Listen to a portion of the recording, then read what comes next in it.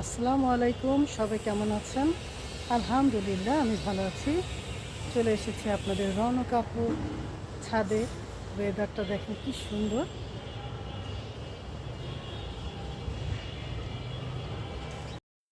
Chair table বাইরে বের করে নিয়েছি ছাউনির নিচ থেকে। ওয়েদারটা ভালো, তাই ছাদে কিছু কাজ করব। টেবিল চেয়ার সব এখানে বসিয়ে দিয়েছি। বৃষ্টিতে আমার কাঁচামরিচ গাছগুলো দেখেন কি সুন্দর হয়ে বড় হয়ে উঠেছে, মাশাআল্লাহ।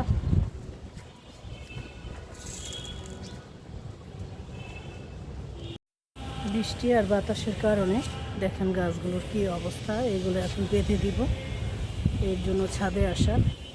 আবারও মনে হচ্ছে বৃষ্টি হবে। আপনাদের ভাইও অলরেডি কাজ শুরু করে দিয়েছে, সাথে আমিও করব। ফুলের গাছগুলো এখন আমি একটু বেঁধে দিচ্ছি, একদম ছড়িয়ে গেছে।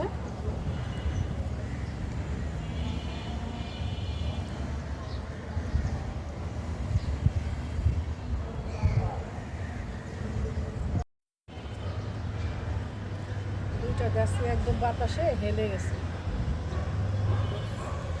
স্ট্রং লাগতেছে না? বৃষ্টি নাই, সেই ফাঁকে আমি একটু গাছগুলোর কাজ করতে পারি, কারণ বৃষ্টিতে ভিজতে চাই না।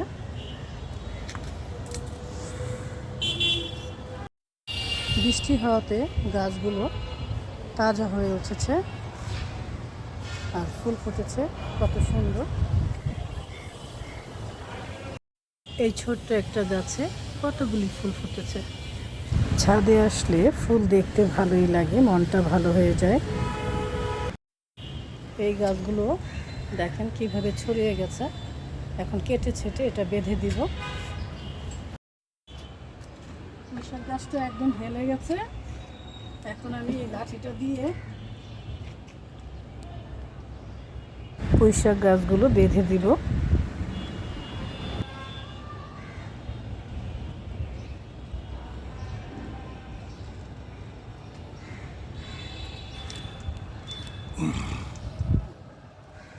একদম তাজা পুঁইশাক পাতা।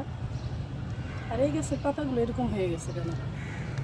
এইগুলো উঠে ফেলি, পাতাগুলো ফাঙ্গাসের মতো ধরছে এটাতে। ফ্রেশ পাতা হোক। অপরিচিতা গাছের নিচে কতগুলো অপরিচিতা গাছ হয়েছে, এগুলো এখন তুলে অন্য টবে দিয়ে দিব। বৃষ্টিটা একটু যাক আর একটু বড় হোক গাছটা। আর এটা দেখেন মাশাআল্লাহ কত বড় হয়েছে, এত কাদা হয়েছে। ছাদ বাগান দেখতে যেমন সুন্দর, ছাদ বাগানে কষ্টও কিন্তু অনেক বেশি। টাইমলি পানি দিতে হয়, ছাদ ক্লিন রাখতে হয়, আরও অনেক কাজ। আমার এই হলুদ বোগেনভিলিয়াটা কত বড় হয়ে গেছে, মাশাআল্লাহ। হলুদ ফুলটা কি যে সুন্দর লাগছে। কয়েকটা কাঁচামরিচ তুলে নিচ্ছি, অনেক বড় হয়ে গেছে।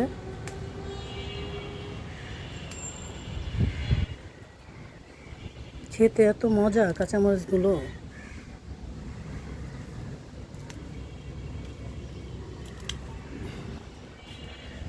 আজকে ভাতের সাথে খাওয়া যাবে। এখন চলে যাচ্ছি, অনেকক্ষণ ছাদে ছিলাম।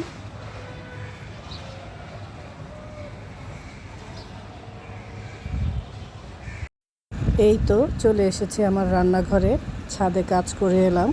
এখন আবার ঘরেও রান্না করতে হবে। রান্নার জন্য সব কিছু রেডি করে নিয়েছি। আজকে ধুন্দুল কেটে নিয়েছি, ধুন্দুল দিয়ে রুই মাছ রান্না করব। রুই মাছটা ভেজে নিচ্ছি, তেল দিয়ে দিচ্ছি।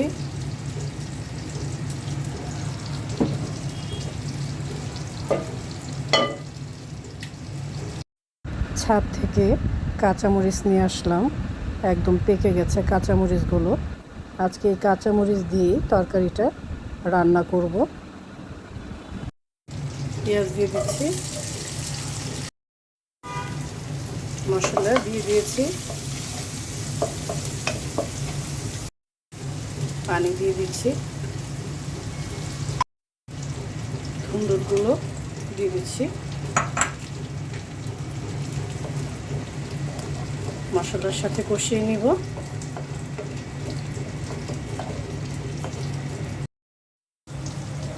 ধুন্দুলটা কষিয়ে নিলাম। এখন এই পিসগুলো আমি দিয়ে দিব। এই পিসগুলো দিয়েই আমি রান্না করব ধুন্দুলটা।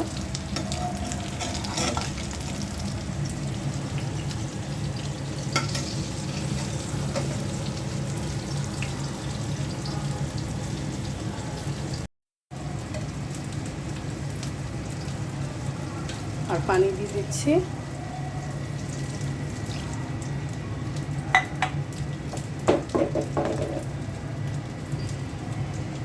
ঢেকে দিচ্ছি। আর মাছের এই পিসগুলো আমি কড়া করে ভাজবো। রুই মাছ ভাজা হয়ে গেছে। আমি একটু লেবু কেটে নিয়েছি। তরকারির কি অবস্থা? এই তো হয়ে গেছে রুই মাছের তরকারি। ধুন্দুল দিয়ে রান্না করেছি। সবাই ভালো থাকবেন, সুস্থ থাকবেন। আল্লাহ হাফেজ।